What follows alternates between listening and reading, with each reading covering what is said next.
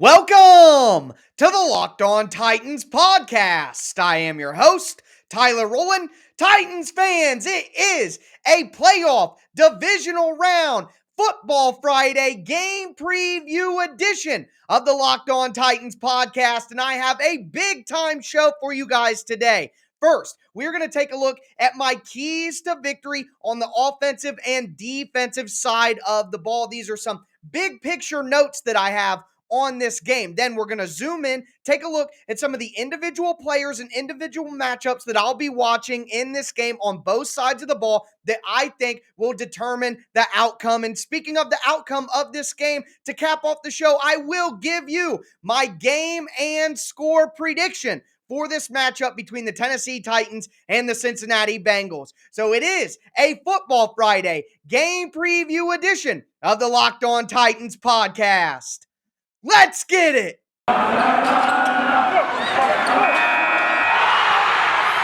are Locked On Titans, your daily Tennessee Titans podcast, part of the Locked On Podcast Network, your team every day.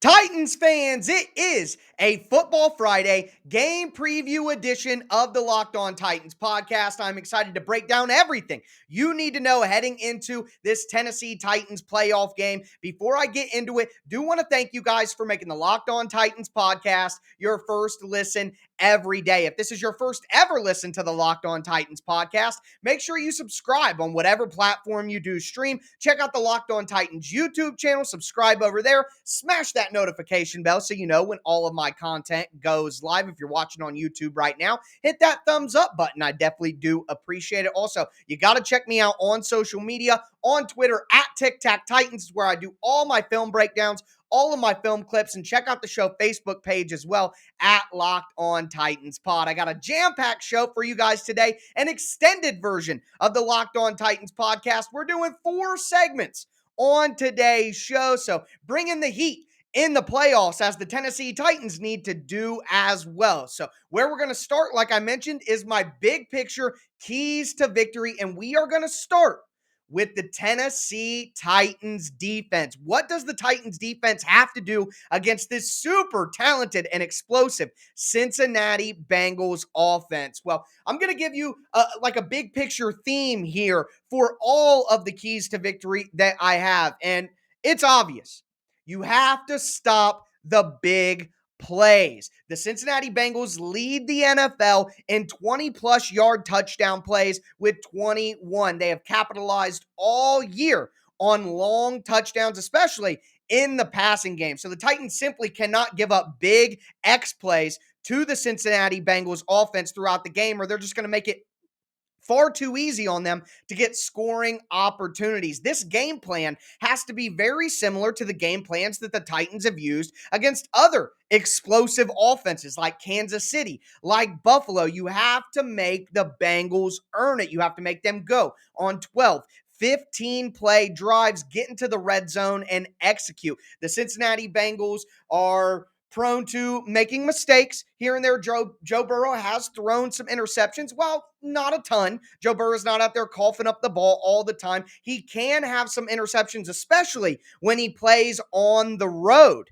this season. So the Titans have to make the Bengals earn it. They got to make them slowly make themselves work their way down the field. And if they can do that, they should have an opportunity to create some turnovers, to capitalize on some mistakes. Easier said than done, of course, against this incredible offense, but that has to be the plan for the Titans. And when you talk about preventing those big plays, the best way to do that is to stay in your nickel defense and always have 5 defensive backs on the field. And luckily for the Titans, that's something that they've done very well throughout the season. So my first key to victory for the Titans defense is to stop the run while being in nickel packages on defense. So what's nickel? Nickel is going to be 4 down linemen. It's going to be 2 linebackers and then 5 defensive backs. Think about Elijah Molden out there playing kind of a pseudo linebacker role on first and second down. The Titans have to be able to stay in their sub package and nickel and stop the Bengals rushing attack, even if they have 2 tight ends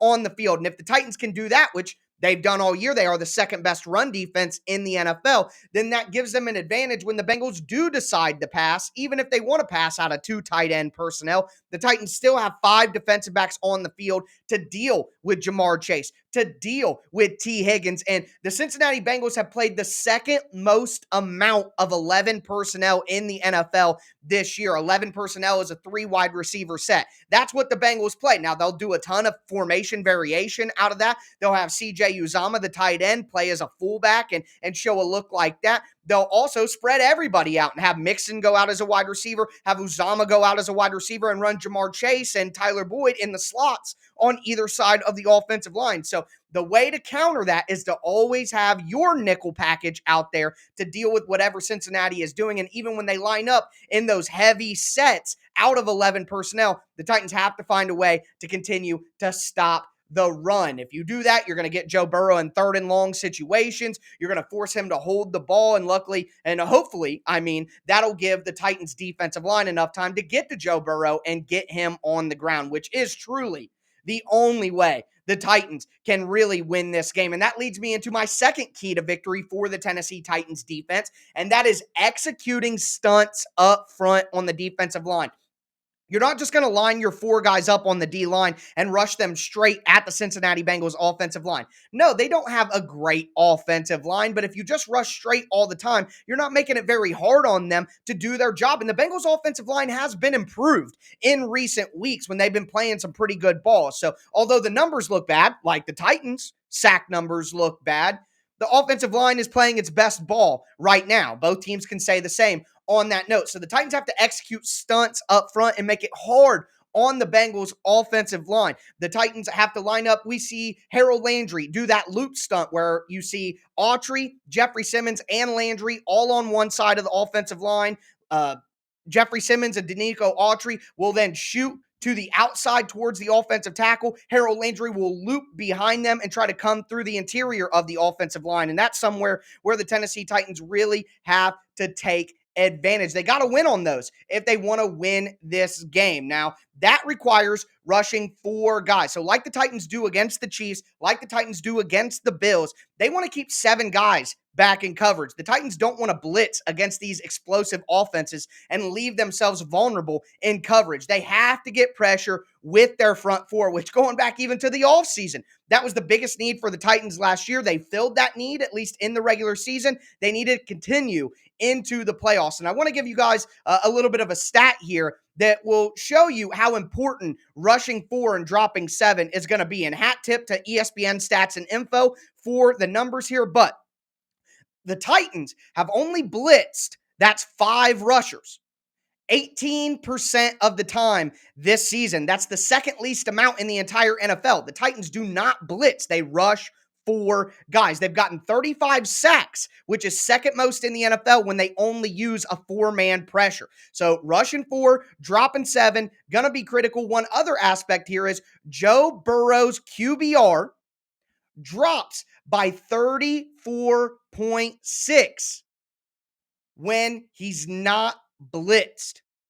So it's going to be very interesting to see. You don't want to blitz Joe Burrow. You don't, because when you blitz Joe Burrow, he takes advantage. But when you don't blitz Joe Burrow, his QBR actually drops, like I said, 34.6. So the Titans have to find a way to only rush 4 and get Joe Burrow on the ground. The way to do that is to execute those twists and stunts up front with the defensive line. And luckily, that's what the Titans have been so good at all year long. The last thing that I want to mention here is a key to victory for the Titans defense. I want to talk about coverage, and I mentioned this a little bit on Wednesday in the Rewatch Wednesday episode, but I think one coverage that's going to help the Titans in this game is invert cover 2. Now, the Titans have had some struggles with it at times, especially early in the year, but they've really settled in to playing this coverage well. And what is invert cover 2? Well, first, you have to understand what cover 2 is to start. And cover 2 is when you have 2 high, deep safeties. Both safeties are back deep, And one safety has one half of the field all the way to the end zone,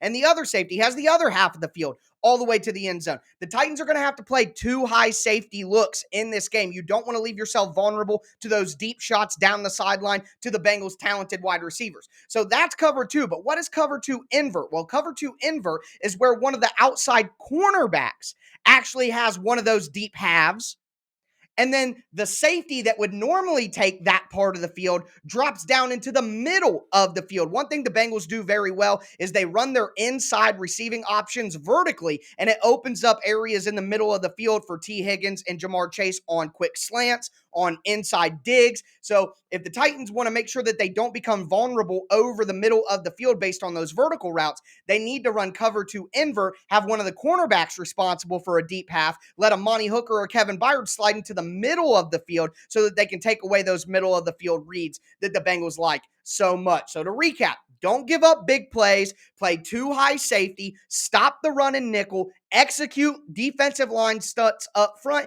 and mix in some cover two invert on money downs to confuse Joe Burrow and not leave yourself vulnerable over the middle of the field. That's going to do it for my keys to victory on the defensive side of the ball. Like I said, we're doing 4 segments on this show, so I'm going to dedicate an entire segment to the offensive keys in just a moment. Before we get into that, though, do want to tell you Titans fans about an incredible app that anyone who buys gas has to know about. It's called Get Upside. My listeners are making up to 25 cents for every gallon of gas every time they fill up. Just download the free Get Upside app in the App Store or on Google Play right now. And when you do, you're going to have 25 cents per gallon cash back on every single tank of gas. Now, here's the kicker. If you go on the App Store or on Google Play and you download the Get Upside app and you use the promo code TOUCHDOWN, you're going to get a bonus 25 cents per gallon on your first fill up. That's up to 50 cents cash back. Don't pay full price at the pump ever again. Get cash back using Get Upside. Download that app for free today. Use that promo code TOUCHDOWN, and you'll get up to 50 cents a gallon cash back on your first tank. Some people who drive a lot get up to $200-$300 a month in cash back. And here's the thing. There's no catch. The cash back goes right to your Get Upside account. You can cash out at any time to your bank account, to your PayPal, or even to an e-gift card like for Amazon. Just download the free Get Upside app. Use that promo code TOUCHDOWN to get up to 50 cents a gallon cash back on your first tank. That's promo code TOUCHDOWN on the free Get Upside app. Also want to tell you guys about betonline.ag. I'd like to thank BetOnline for sponsoring the show. It's a new year and it's a happy new betting year for BetOnline as well. They're still the number one spot to place any wager on any sporting event in 2022. And like I said, it's a new year, and that means a new updated desktop and mobile website for betonline.ag. Go there, sign up today, use the promo code LOCKED ON. That's one word, LOCKED ON. You're going to get a 50% welcome bonus on your first deposit. So whether it be football, pro or college basketball, hockey, boxing, UFC, even your favorite Vegas casino games, don't wait to take advantage of all of their amazing offers. BetOnline is the fastest and easiest way to wager on all your favorite sports. BetOnline, where the game starts.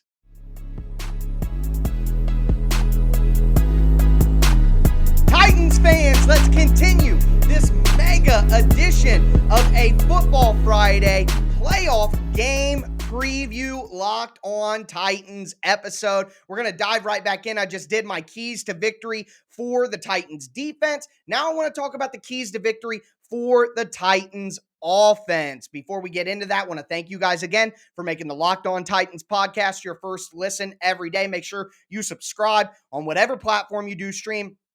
You can find the Locked On Titans podcast on all platforms and always free. But diving in here, my big theme for the Titans offense: run, run, run. The Titans have to pummel the Bengals defense in the run game. That has to be the plan. Yes, the Cincinnati Bengals had the 5th best rushing defense in the NFL, only allowing 102.5 rushing yards per game. But you look a little deeper, and they allow 4.3 yards per carry, which was only 17th in the NFL. Here's the reality.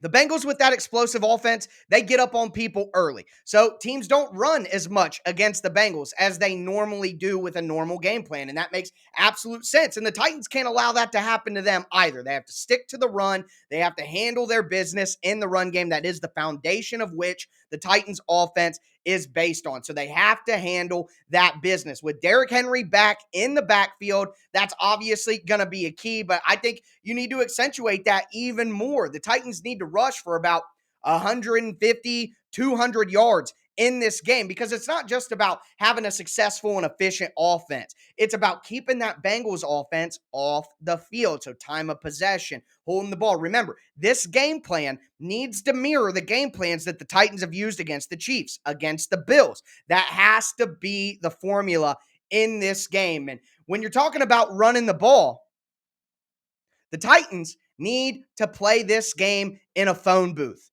Play 12 personnel with 2 tight ends on the field. Play 22 personnel with a fullback and 2 tight ends on the field. Play 13 personnel. That's 3 tight ends on the field. We want Cincinnati's base defense on the field all the time is what the Titans coaching staff has to be saying to itself. You don't want the Bengals in their nickel package where, like the Titans, they do pretty well in their nickel package, and that's what they want to be in. Mike Hilton is a very physical slot cornerback. He can do the job, but if the Titans go so heavy, this is like the Patriots. When we talked about the Patriots game, I said that the Titans wanted to get the Patriots out of their dime and out of their nickel packages, which is what they like to be in on defense, and get them in their heavy base personnel because that's not as talented of a group. And the Bengals are experiencing some injuries on the defensive line right now, especially at defensive tackle. Mike Daniels probably going to be out of this game. Larry Ogunjobi, we already know, is going to be out of this game. Josh Tupou is going to play in this game, but he was banged up throughout the week.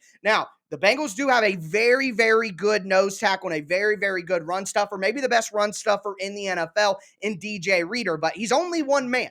He's only one man. So the Titans want to get the Bengals base defense out on the field. They don't have a lot of bodies to rotate in. You have the ability to wear them down. You have the ability to just have success. So play in heavy personnel throughout the entire game. The Titans actually ran the second most amount of 13 personnel in the NFL this year. It was only 9%, but that's still second, tied for second most in the NFL. The Titans have to find a way to get into those big time heavy sets on offense and get the Bengals in their base defense so they can pummel them and take advantage of the depth issues on the defensive line, especially on the interior defensive line.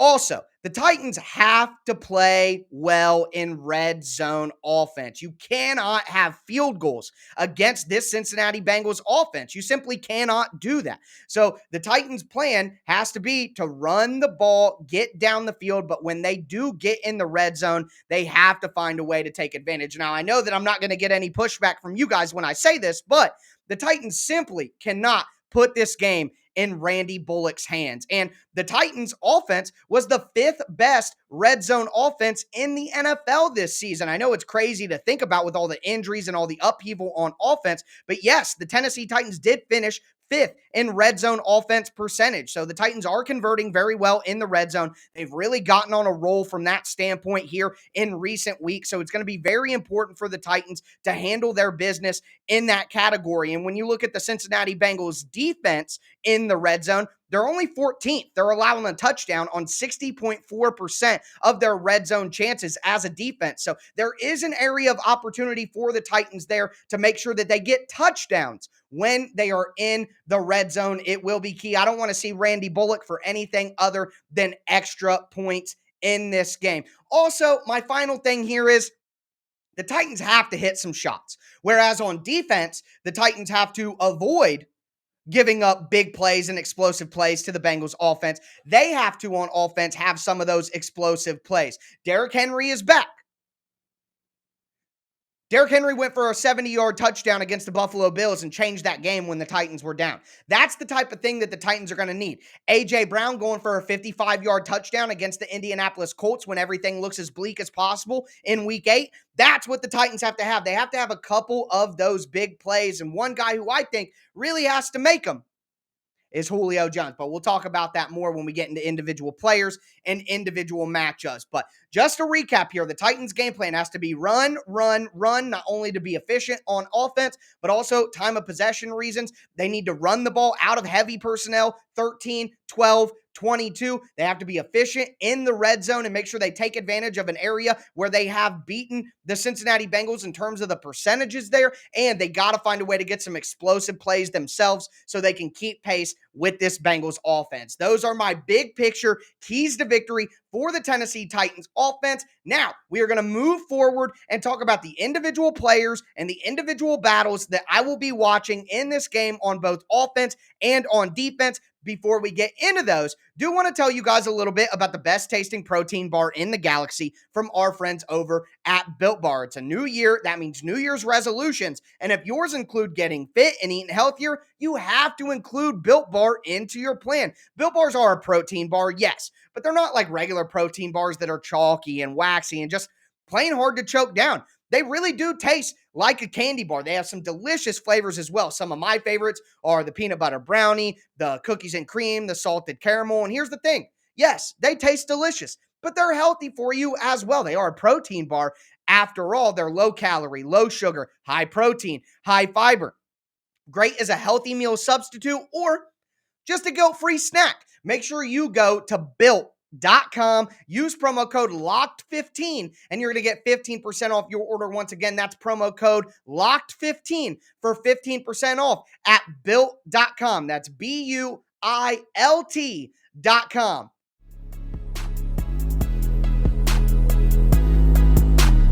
Titans fans, let's continue this mega edition of the Locked On Titans podcast. It is a Football Friday game preview episode, and I'm very excited to dive into my individual battles to watch, my individual players to watch in this game. We just went over my keys to victory on offense and on defense, so let's dive in here. We are going to start on the offensive side of the ball for the Titans, and a big-time matchup for me is the Titans' offensive tackles against Trey Hendrickson. Yes, Trey Hendrickson had a concussion in that game against the Raiders. He got cleared on like Wednesday. He was always going to play in this game. Zach Taylor was going to go full Kilmer if he needed to get Hendrickson out there, in my opinion. But Hendrickson has 14 sacks on the year, 45 pressures on the year. And we know that the Tennessee Titans offensive tackles have been a little bit vulnerable, especially David Quessenberry on the right side. So can the Titans offensive tackles hold up against, and I want to mention, Hendrickson's obviously the star here, but Sam Hubbard on the other side has been very good this year as well. And they move Sam Hubbard around. They'll blitz him through the interior as well. So got to watch out for those two guys when they are lined up on the edge in Cincinnati's four-man front. Taylor Lewan, David Quessenberry have to find a way to give Ryan Tannehill time to get the ball down the field. I'm staying on the lines. Guys, it's trench warfare in this game. Whoever wins on the line of scrimmage is going to win the game, and that means the Titans' interior offensive line has to win against DJ Reader in the run game. So Reader is the 8th best run blocking grade on Pro Football Focus in run defense. He's been pretty much excellent, but both the Titans guards have been top 20 in their Pro Football Focus run blocking grade, and Ben Jones has the 6th best run blocking grade per Pro Football Focus as a center. So the Titans interior three of Saffold, Davis, and Ben Jones have to find a way to beat DJ Reader. I can't over-exaggerate it at all. I can't overstate it at all. DJ Reader is a monster. He's a beast. And he's used to playing against the Titans from his days with the Houston Texans. So the Titans have to find a way to not let Reader totally evaporate the run game, or they're going to be in a world of hurt. But of course, with Derrick Henry back, you have to hope that if they give Derrick Henry just a little bit of a crease because they win those battles, that'll spell good things for the Titans. The last thing that I want to hit on here is Ryan Tannehill against the two middle defenders of the Cincinnati Bengals, and that is Logan Wilson at linebacker and Jesse Bates at safety. So those two guys combined have 5 interceptions on the year. 4 of those are with Wilson. If you guys remember, Jesse Bates intercepted Ryan Tannehill in the red zone last time the Titans played in 2020. Now, nothing about that 2020 game is going to have a major impact on this game, but the point remains. I talked to Jake Lisco and James Rapian of the Locked On Bengals podcast on Crossover Thursday, and they said that they're going to be super multiple on defense. They're going to have a varied attack. I got to tell you, I don't believe that. I really don't. In my opinion, the Bengals are going to do exactly what they did in 2020 and exactly what every other team that the Titans play against does. And that's play tight man coverage and have a robber over the middle of the field to read Tannehill's eyes. And you know who's going to be that guy over the middle of the field reading Tannehill's eyes? It's going to be Jesse Bates and it's going to be Logan Wilson. Yes, I know they have Von Bell as their deep safety, but he's going to be worried about deep routes. The guys who are going to be in the intermediate areas over the middle of the field are going to be Bates and they're going to be Wilson. They have to, let me put it this way, Ryan Tannehill has to not throw the ball with his eyes. He can't telegraph his decision and his destination of where he wants to go because those guys are going to slide right in and force turnovers on Ryan Tannehill if he tries to force it in, if he doesn't see them over the middle of the field. Tannehill has to make sure that he doesn't make unnecessary throws. He knows exactly where these robber defenders and these zone defenders are going to be over the middle of the field because the Titans simply cannot afford to turn over the ball and give the Bengals offense, which is already explosive enough, easy opportunities to score. So Tannehill against Wilson and against Bates, who will be playing over the middle of the field. That'll be a major matchup to watch in this game. And those are the battles and those are the players that I will be looking for that I think will go a long way to getting the Tennessee Titans a victory if they do play well enough to get one of those. We are going to move forward, talk about my players to watch, talk about my matchups to watch on the defensive side of the ball for the Tennessee Titans. Before we get into that, though, do want to thank you guys again for making the Locked On Titans podcast your first listen every day. As for your second listen, make sure you check out the Locked On Bets podcast. It's hosted by your boy Q, handicapping expert Lee Sterling. They're going to give you daily picks, upset specials, wrong team favorite picks, Lee Sterling's lock of the day. The Locked On Bets podcast is presented by betonline.ag, part of the Locked On Podcast Network. You can find that everywhere and always free.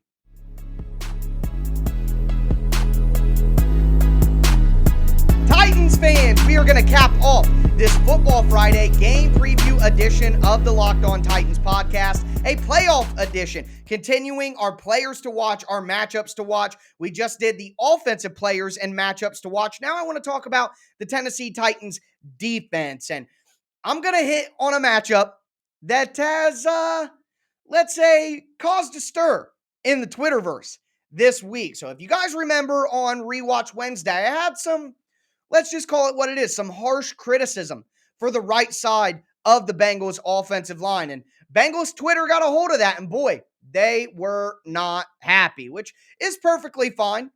I could take the heat on Twitter, not a problem. Twitter is not real life, of course, but either way, I'm going to hammer that point home right now because no matter how mad Bengals fans get, or no matter how many times they say, well, the Titans offensive line isn't good at pass protection either, that doesn't change the fact that the right side of the Bengals offensive line simply isn't very good. There's no way around it. They're second and third. They've only played half a season in terms of snaps because they're both backups, but they're still second and third on the Bengals in pressures allowed on the offensive line. They've allowed 25 pressures apiece and 7 sacks combined. So everybody can get mad if they want, but those aren't very good offensive linemen. And we all know, and even Bengals fans reached out to me and said, hey, man, you're right about that. I understand the right side of the offensive line isn't good. We need to upgrade that in the offseason, blah, blah, blah, blah, blah. Well, it's the case. And the Titans need to take advantage. You look at pass blocking grade per Pro Football Focus, Adeniji has a 49.5, and Isaiah Prince, who's the tackle, has a 45.3. There's no other way around it, guys. They have not performed well in pass blocking this year. Although they played better as of late, it's still a vulnerability on the Bengals offense. So, Jeffrey Simmons, Danico Autry, Harold Landry, they have to win that matchup. If the Titans defensive line does not dominate the right side of the offensive line of the Cincinnati Bengals, the Titans aren't going to be able to win the game. That's just really what it comes down to. Burrow's going to have too much time. He's going to have enough time to find his weapons. The Titans' coverage is going to be asked to do too much. So Jeffrey Simmons, Danico Autry, Harold Landry, who all have more than 8 sacks, the only NFL team that can say that. They have 3 guys with 8 or more sacks. Those guys have to take advantage of that right side of the offensive line. I talked about the twists and the stunts that I want to see a little bit earlier in the episode to start things off. That is exactly what has to happen. You got to have Jeffrey Simmons and Harold Landry doing twist stunts. And against the Raiders last week, the Raiders did have some success with those twist stunts. Now, they didn't have enough success because the defensive tackles of the Las Vegas Raiders aren't simply as good as what the Titans have. So when you have Bud Dupree, you have Danico Autry, you have Jeffrey Simmons, you have Harold Landry as a package on the front four, if they don't dominate that right side of the Bengals offensive line and get pressure on Joe Burrow, it's going to be a long day for the Titans. That is the number one matchup out of all these things that we have talked about on this mega edition of a Football Friday game preview. The number one thing is this Titans defensive line, who we've all said the biggest difference of the Titans this year is the defensive line. And I said all offseason, what do the Titans got to do to fix this defense? Create pressure with 4, just 4. No blitzing, nothing complicated. Rush 4, drop 7, and get pressure on the quarterback. That is the counter to an elite quarterback. The Titans don't have an elite quarterback. So how do the Titans have to stop the elite quarterbacks? Pressure from that has been the formula for if you go through every single NFL team that's won a Super Bowl without an elite quarterback, the one common denominator is their front 4 could generate pressure consistently. Think about the New York Giants of the early 2000s. That's the NASCAR package and all that. And I hate when everybody calls the Titans group a NASCAR package. It was called the NASCAR package because they lined up 4 defensive ends. The Titans don't do that. So it's not it's like when people in the NBA call their closing lineup a death lineup. It's not a death lineup. Just because the Warriors changed the game and had a death lineup doesn't mean that every team now all of a sudden has a death lineup. That's not the way this works. So don't call it a NASCAR package. It's just the Titans front 4, and they have to win. If the Titans want to win this game, if the Titans want to win next week, if the Titans want to win a Super Bowl, the Titans defensive line has to dominate like it did in the middle of the season. So that's what I'll be watching for most in this game. Next, the obvious other one, the Titans outside cornerbacks against the wide receivers of the Cincinnati Bengals. Jackrabbit Jenkins and Christian Fulton against Jamar Chase and T. Higgins. Now, like I said, I expect the Titans to play a lot of 2 high safety. So they'll have 2 safeties back there to help and make sure that they don't give up these big explosive plays. But the Bengals are going to see that, and they're going to say, okay, we're going to start attacking over the middle. We're going to start attacking short. If you guys are worried about so many deep shots, we're going to take what you give us over the middle. Well, Jackrabbit Jenkins has played his best football since the bye week. Christian Fulton has just been stellar all year long. These guys they don't have to win the matchup overall, but they have to win enough to allow the Titans to force some punts. So Jackrabbit Jenkins and Christian Fulton. And again, guys, the Titans don't shadow. The Titans don't match. The Titans aren't going to run Christian Fulton with Jamar Chase the entire time and Jackrabbit with Higgins the entire time. They're going to play their side. So the Bengals can move those guys around and get the matchups that they want. That's why I'm saying both of them have to do enough. I'm not expecting Jackrabbit Jenkins to shut down Jamar Chase or anything like that, but they have to win enough to allow the Titans to force some punts and get this Bengals offense off the field.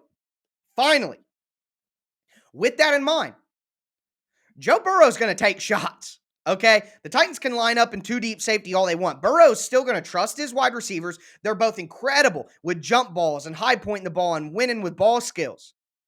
Burrow's going to trust his guys, and he's going to take some shots.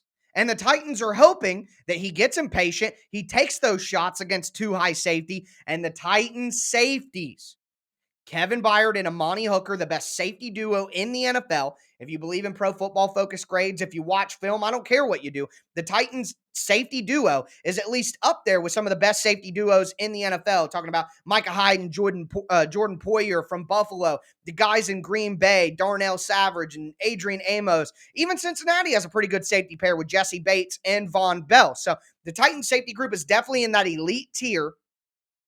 and they're going to have to win matchups against Joe Burrow. They're going to have to read his eyes when the Titans go man and Kevin Byard's playing robber over the middle with Amani Hooker playing deep safety. They're going to have to win when Joe Burrow gets impatient and takes those deep shots down the sideline and the Titans are in too high safety playing cover two. The Titans safeties are going to have to make plays in this game. And if the Titans safeties can get an interception or two, I think the Titans win this game. So Joe Burrow against Kevin Byard and Amani Hooker. That'll be a big matchup to watch. So let's just recap everything here.